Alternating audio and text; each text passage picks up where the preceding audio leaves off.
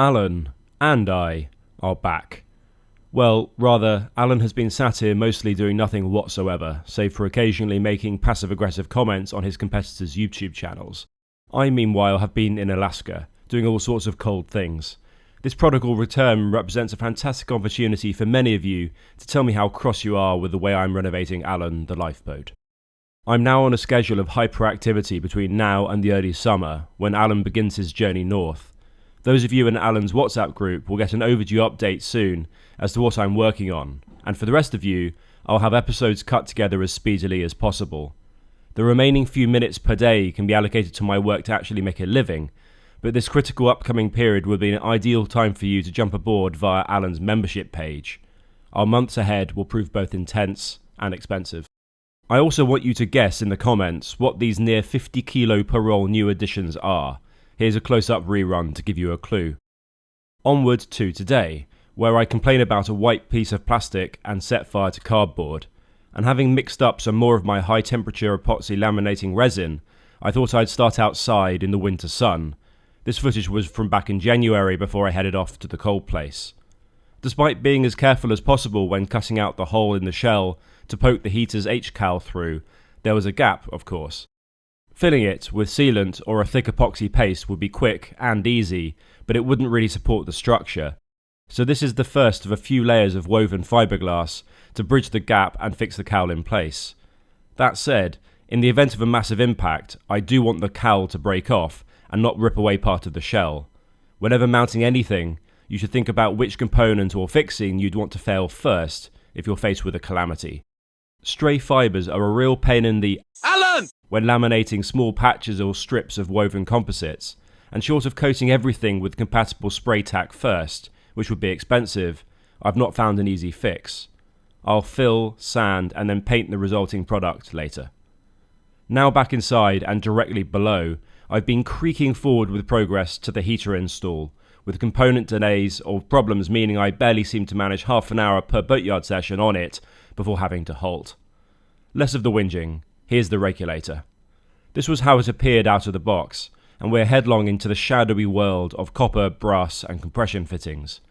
I don't want a rigid copper fuel plumbing system, so all I need to do is fit a homemade adapter of sorts. I'm going for the appropriate gauge copper pipe, copper olives for the screw-tight compression nuts, and a hose tail. At the other end, the inlet to the regulator.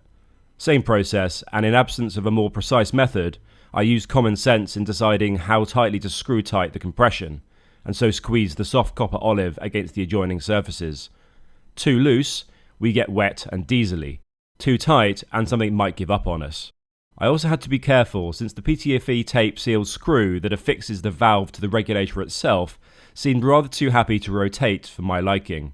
If I end up with a slow weep there once we're switched on and fuel is flowing, I may have to contact Refleks. I guess it's the nature of a captive screw fitting with a valve that needs its wheel orientated upwards. You're at the mercy of where the screw and tape combination leaves you when tightening. The jobs still left to do here are many. I need to fit 2 safety guards so that people can't fall into the stove or into the hot flue pipe. I need to fit a bracket to hold the Refleks steady. I need to fit the fuel tank, filter and valve, route the hose and fit the flue and damper. But first, to tackle a continuing concern about the proximity of heat to things that don't much enjoy heat. Some of you have become concerned about how hot the fiberglass moulding is going to get, and so I'm going to go and try and set fire to a piece of spare. This will obviously have the gel coat on one side and then the bare glass fibre on the other. Obviously the fibres themselves are going to be resistant up to 550, 600 degrees Celsius. It's more the resin that we're worried about. In this case we're talking about radiant heat at a short distance. It's actually quite hard to find clear advice as to what temperatures are likely from my Refleks, and so what you must prepare for. The best the manual offers is a warning that the flue pipe can reach up to 250 degrees centigrade. Which part, and any other temperatures, are a mystery for now. I promise to use a thermal measurer to tell you how hot each part of the stove gets once installed. The burner, the shell, the hot plate, the flue, they'll all reach different temperatures at various diesel flow levels. But here I'll try the 2 heat levels of my heat gun, 350 and 550 degrees centigrade. These will exceed all but the temperature we'd expect inside the combustion chamber itself. I'm trying both settings and also on two surfaces. First, a gel coat surface atop the fibreglass, and then the laminate itself. Both the laminating resin and the gel coat will be polyester based, but the gel coat doesn't have the protection of famously heat-resistant glass fibres running through it. We've done this at pretty much point-blank range, but without direct contact so as to keep conduction burns out of the question. Well, the gel coat does slowly begin to peel and flake, more so at the higher setting. It does not catch fire or warp or melt or anything similar. The bare fiberglass grows dark, smokes, and there's a distinct smell. I was surprised, as I suspected the gel-coated side to behave more melodramatically than the bare glass. In any case, it's clear that we cannot have fiberglass half an inch from the stove, or the lower portion of the flue, and we won't. The stove's body itself is an air gap shield, and then I've put steel and Viton rubber in the way. The distance from the combustion chamber to Alan's fiberglass moulding is about 4 inches, with these shields, and only for the lowest portion of the stove. Once operational, I'll do a full test to see how warm surrounding surfaces get. Now for the supply tank, which is not the first that I've trialled. One of the things that's been really holding me back with the installation of the Refleks diesel heater is the fuel tank, and I've gone through a number of different configurations. The first one I tried was one of the cheapy diesel heated fuel tanks that you just buy online, and it was not very confidence inspiring, and so I decided to go for this one instead.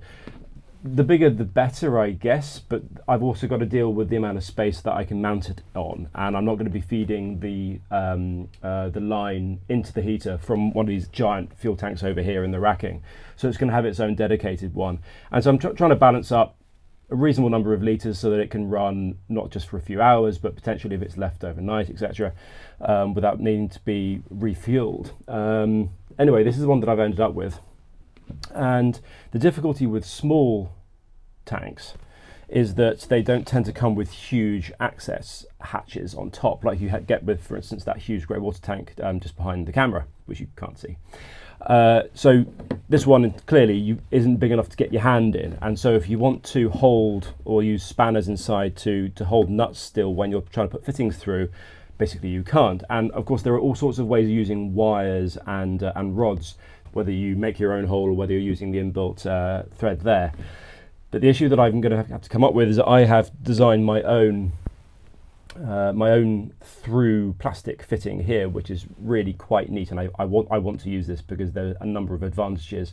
First of all being, I don't want to have my tap low, because then if the tank is full, you can't really do any maintenance without either draining it or plugging it in some way. It's just a hassle. So I want my access, my feed down into the heater to actually be from the top with a standpipe running down to the bottom.